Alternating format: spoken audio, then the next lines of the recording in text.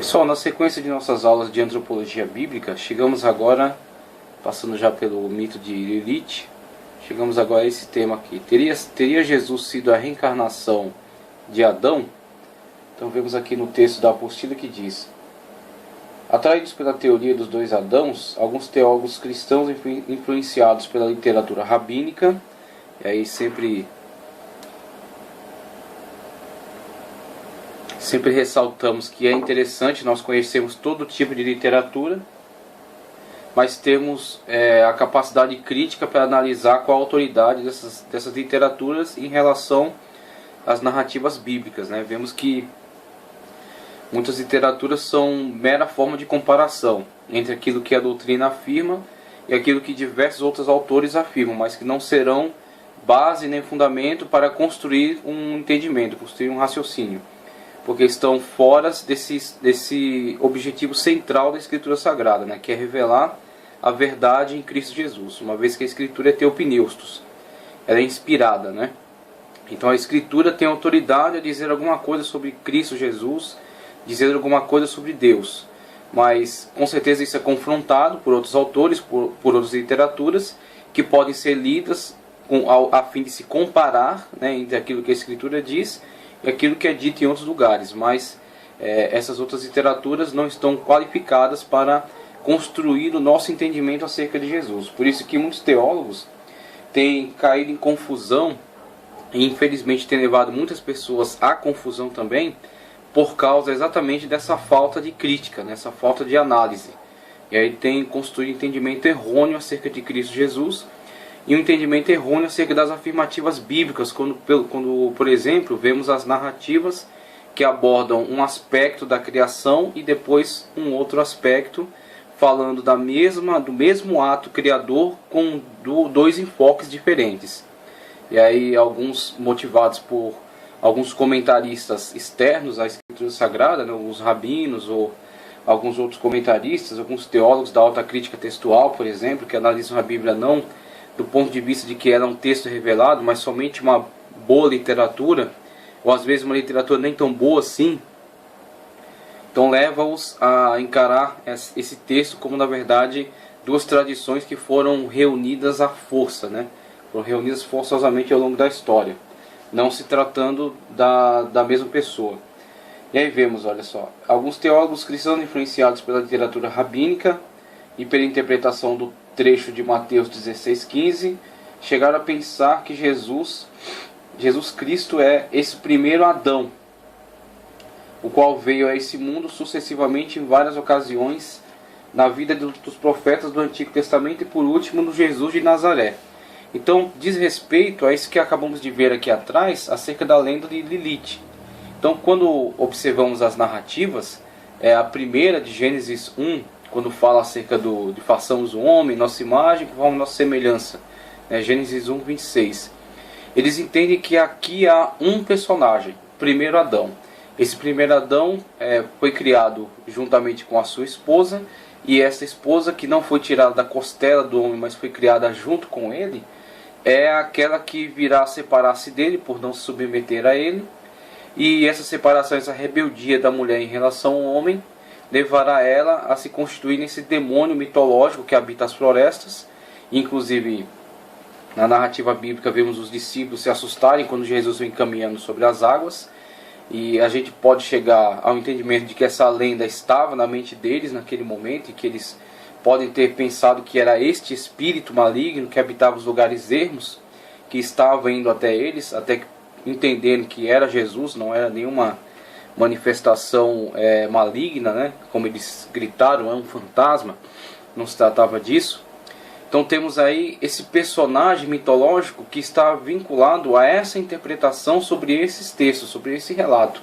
Entende-se que há um primeiro Adão, havia uma primeira esposa, essa esposa separou-se dele.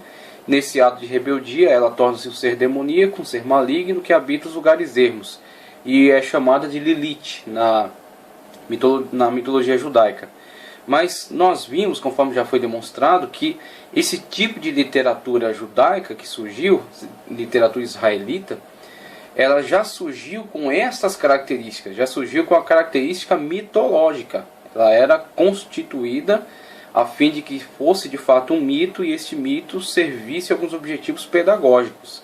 Então havia, por exemplo, alguma forma de incentivo à guarda dos usos e costumes dentro de Israel por meio de alguns mitos que causavam um certo medo, né? Mas foi a pedagogia aplicada. Então o que estamos fazendo aqui é tentar trazer algum entendimento sobre como isso, qual era a participação dessas narrativas dentro da sociedade israelita da época, tá certo? Então ela não era entendida em momento nenhum como um texto revelado, né, por Deus, revelado por Yahvé, entregue aos homens para esclarecer acerca de si mesmo, acerca da criação. Ele foi a todo tempo uma mitologia construída com objetivos pedagógicos. Agora, com relação a essas narrativas, vemos que alguns, partindo dessas informações, sem fazer análise crítica sobre elas, começam a tecer possibilidades de interpretações que contrastam com aquilo que está claro nas Escrituras Sagradas, com aquilo que está revelado nas Escrituras. Então vemos aí, ao tentar fazer na Escritura Sagrada, se, vamos dizer assim, está em relacionamento com textos externos, se produz esse tipo de confusão, né, ao fazer com que textos internos interajam no entendimento daquilo que é interno à Escritura Sagrada. Então, por se aliar a esse tipo de entendimento, eles começaram a construir esse tipo de interpretação para poder atender essa demanda, atender essa possibilidade que eles estavam levantando. Então vemos aí, segundo os escritos pseudo-clementinos, o verdadeiro profeta reaparecia sempre de novo através dos séculos, desde Adão, desde esse primeiro Adão, trocando de nome e de forma para manifestar-se finalmente nos últimos dias como Filho do Homem. Seria um tipo de reencarnação, tendo o seu ponto de partida nesse primeiro homem, nesse primeiro Adão, na narrativa de Gênesis 1:26, 26, 27, e sendo este homem então um personagem que reaparecerá várias vezes ao longo dos séculos, sendo definitivamente visto na pessoa de Jesus, o profeta definitivo, né, a reencarnação definitiva daquele primeiro Adão. Então vemos aí que esse é um entendimento que está completamente poluído de ideias que a Bíblia de forma alguma dá respaldo, como por exemplo a ideia da reencarnação. Então, inclusive até aquele entendimento que se faz, ele é o Elias que havia de vir. Há uma leitura de acordo com o que o texto bíblico pretende e há uma leitura misturada com entendimentos externos que não são respaldados pela Escritura Sagrada. Por exemplo, se uma seita que pretende justificar a ideia da reencarnação, que não é bíblica, é uma ideia estranha ao texto sagrado, ela se vale dessa leitura, o que ela faz? Ela diz, eles estão afirmando claramente que João Batista é a reencarnação de Elias. Só que quando se vê na própria perspectiva do autor bíblico, em momento algum estamos falando ali de reencarnação. Estamos falando sim de unção. Então, da mesma forma como Deus levantou Elias para aquela obra, para aquele serviço e ungiu para aquilo, da mesma forma manda João Batista no mesmo viés profético.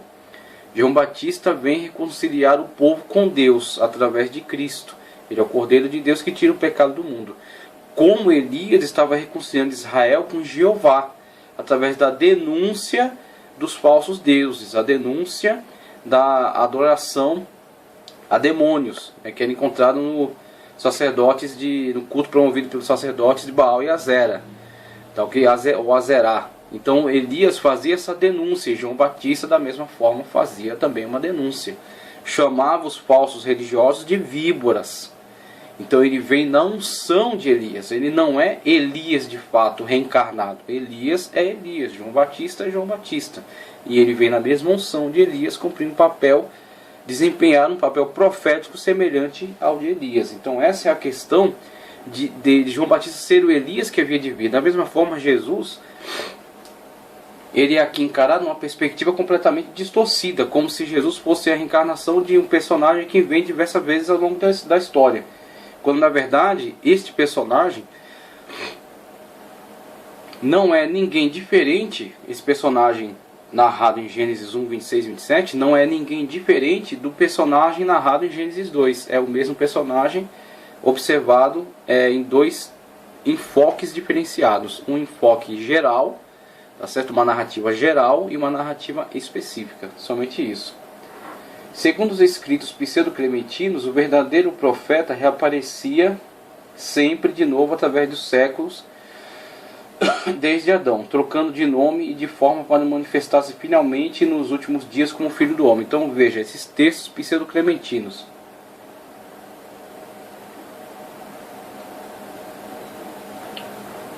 Eles são dentre uma gama de textos de tradição apócrifa, e houveram muitos textos que trouxeram muitas perspectivas, muitas possibilidades, e são apócrifos exatamente pela falta de harmonia com a coesão que existe dentro da doutrina bíblica. Por eles contrastarem com essa coesão, exatamente por isso ficaram de fora, porque debaixo de uma análise não resistiram ao critério de coesão que era necessário dentro das doutrinas bíblicas. Então você vê textos que tentam incutir dentro do cristianismo o gnosticismo, textos que tentam incutir dentro do cristianismo tradições místicas, tentam incutir conceitos idolátricos, conceitos pagãos dentro da literatura bíblica. Estão adotando uma forma semelhante aos textos bíblicos, mencionando personagens bíblicos, mas no escopo da sua literatura trazem doutrinas heréticas que contrastam com as doutrinas bíblicas. Então eles não entram dentro desse aspecto, dessa coesão das doutrinas bíblicas, né, nessas afirmativas. Em momento algum a literatura bíblica respalda a reencarnação, e esses textos pretendem promover a reencarnação.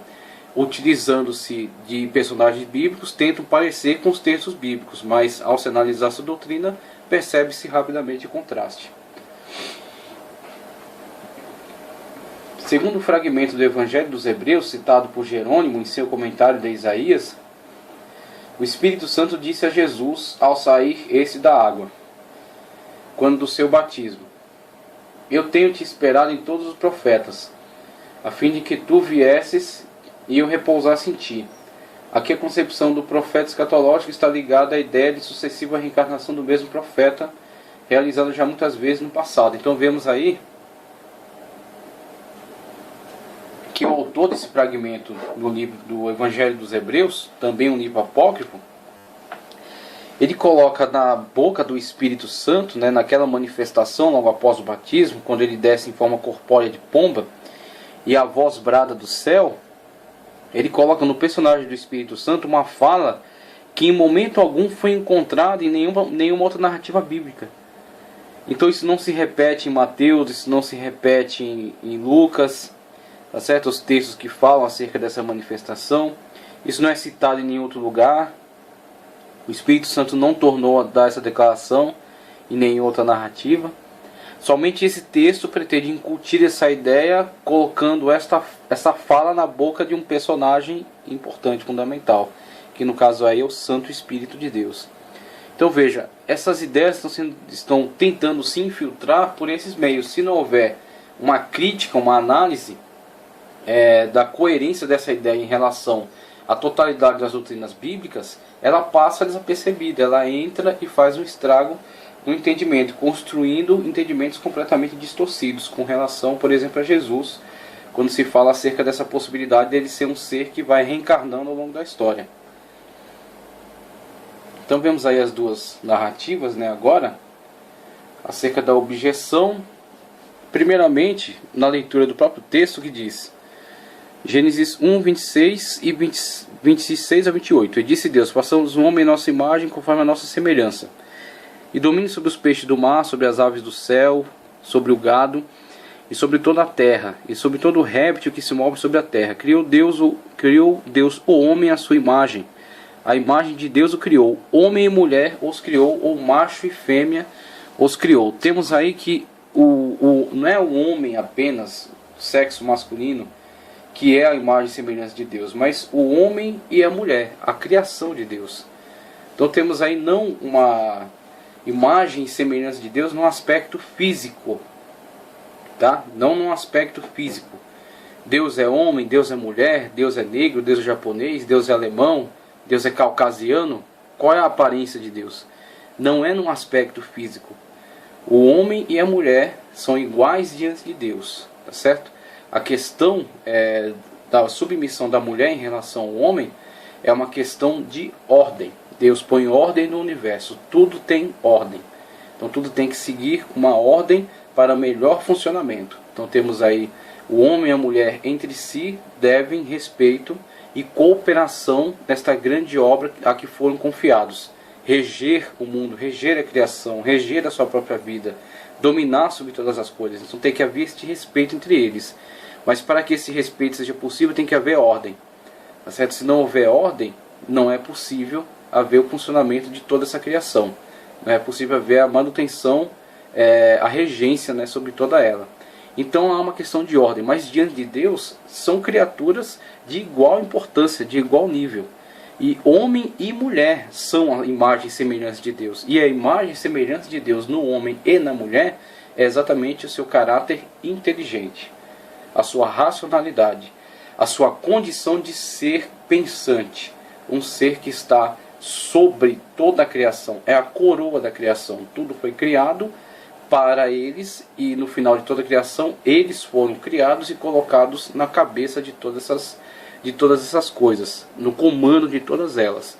Então homem e mulher de igual valor perante Deus, a imagem e semelhança de Deus no que diz respeito à inteligência, independentemente de sua característica racial, étnica, tá certo? Independentemente de seu sexo. Homem e mulher diante de Deus são imagem e semelhança de Deus. É que Deus o criou, homem e mulher os criou. E Deus os abençoou e disse: frutificai, multiplicai-vos e enchei a terra. Sujeitai-a e dominai sobre os peixes do mar, e sobre as aves dos céus, e sobre todo o animal que se move sobre a terra.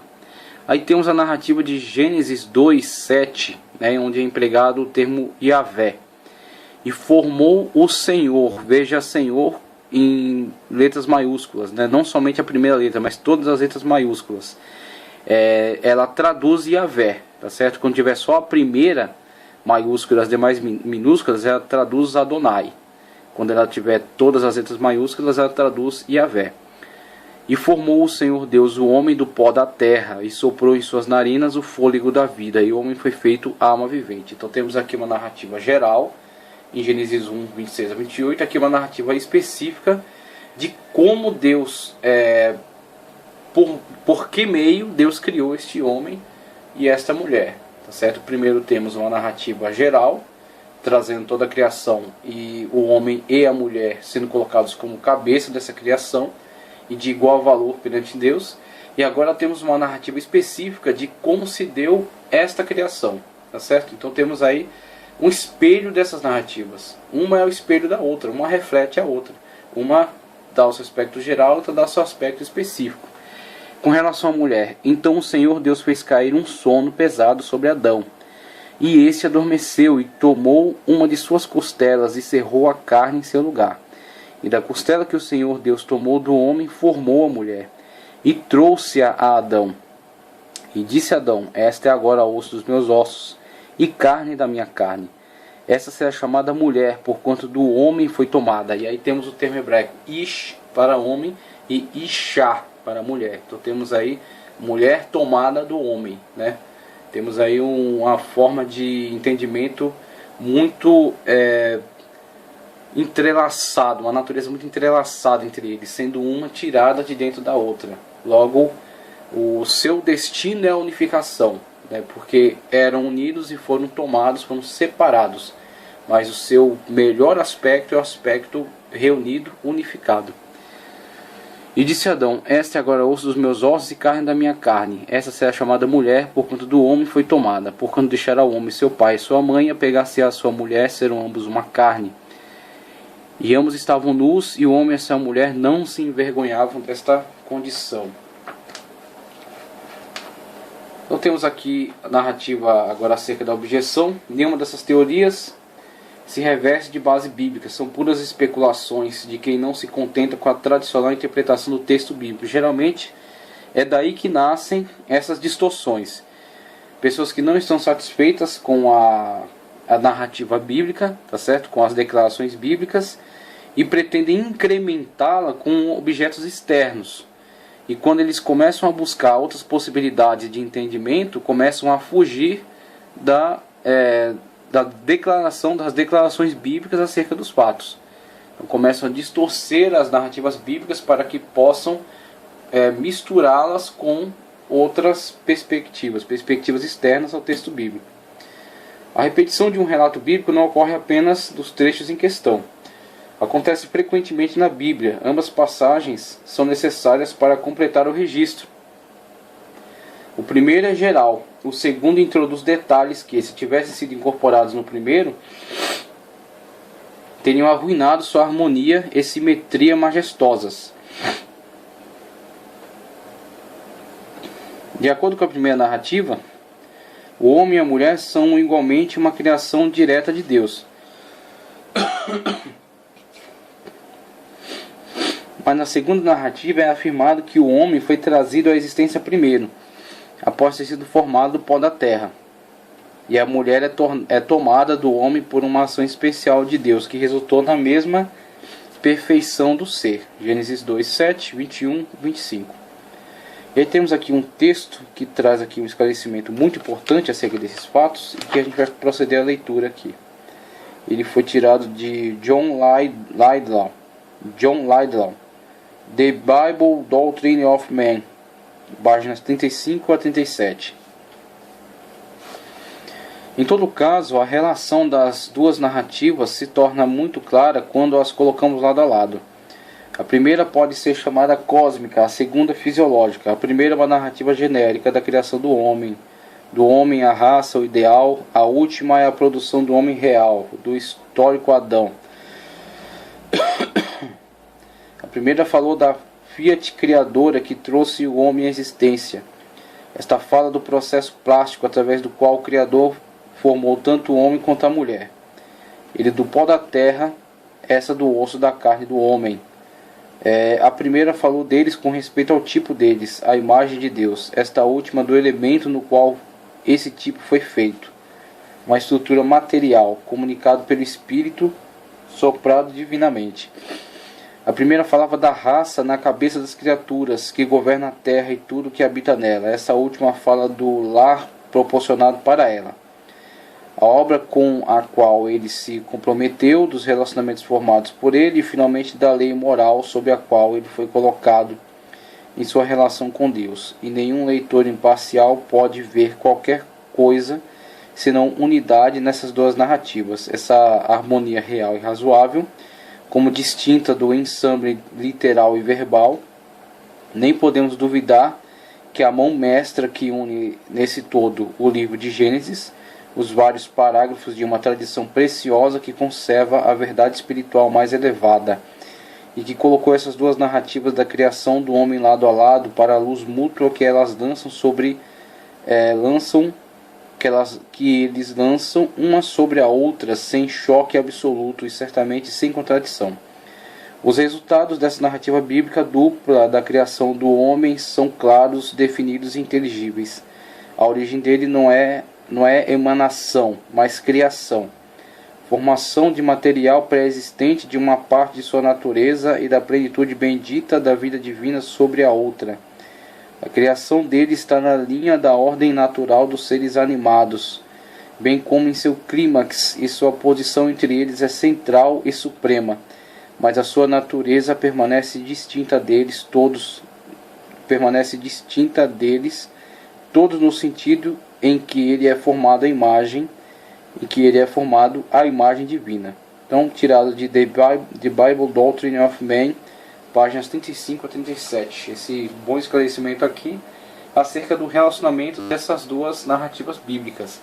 Sendo a primeira, Gênesis 1, 26 a 28, um aspecto geral que trata do homem em relação a toda a criação. Homem e a mulher, do antropo, não somente do gênero masculino, mas homem e mulher, perante toda a criação, sendo ambos a imagem e semelhança de Deus, né? O ser inteligente dominando sobre todos os demais seres. E o 2, Gênesis 2, 7, depois 21 ao 25, trata do aspecto plástico da coisa. Ele fala primeiro do aspecto geral, depois do aspecto específico do homem como a sua condição de ser imagem de Deus perante toda a criação, e o homem agora como um ser tirado de dentro da criação. Por que material e com que meios foi criado o homem e a mulher? O homem do pó da terra, a mulher do osso e da carne deste homem, mostrando a união, a perfeita união que há entre eles e o objetivo divino da cooperação entre eles. Então, mais um pouco aqui acerca da criação da mulher, mais alguns aspectos aqui acerca da criação da mulher. Interpretando o texto sagrado literalmente, alguém já tem dito que Deus foi o primeiro a praticar a arte de anestesiar com finalidade cirúrgica. Acreditam que, pela sua grande misericórdia, a fim de evitar a dor, Deus aplicou a Adão uma espécie de anestesia geral, fazendo-o dormir, para depois abrir a carne e tomar uma costela para produzir Eva. Se isso for verdade, Adão foi o primeiro homem a submeter a uma intervenção cirúrgica. Então, vemos aqui, conforme ele continua, embora essa ideia pareça coadunar mais com o texto bíblico, não devemos afirmar com tanta segurança, porque o livro de Gênesis foi escrito em uma época em que a compreensão humana era muito rasteira e necessitava muito de ilustração simples para compreender os desígnios de Deus, para com sua criação, com o agravante de que o livro de Gênesis é bastante resumido. Então, o problema dessas narrativas antigas é você tentar colocá-las dentro de uma especificidade de acordo com o que você conhece hoje. Então nós sabemos que hoje, para se realizar uma intervenção cirúrgica de tal envergadura numa pessoa, se remover, por exemplo, um osso de seu corpo, seria necessário todo um ambiente hermeticamente preparado, intervenção cirúrgica, anestesia, tudo mais. Então isso é uma concepção atual deste ato. Para se realizar o mesmo ato, na atualidade, seria necessário todo esse preparo, todas essas características. Não estamos falando disso, isso não é uma cirurgia. Isso não é uma cirurgia, isso não é uma tentativa humana de realização desse ato, não é um ser humano que está realizando isso em outro ser humano, com todas as suas limitações. Isso aqui é uma narrativa bíblica que aborda a questão num aspecto geral. Então temos aí, Moisés não está incumbido de dar uma descrição científica deste ato, do que aconteceu. Moisés recebe uma inspiração divina, porque muito disso que está em Gênesis tem carga tradicional, tá certo? Da tradição oral legada. Talvez tenha algum conteúdo transmitido por escritura, não é possível saber, não há evidências, tá? Mas alguma coisa chegou até Moisés através de algumas escrituras.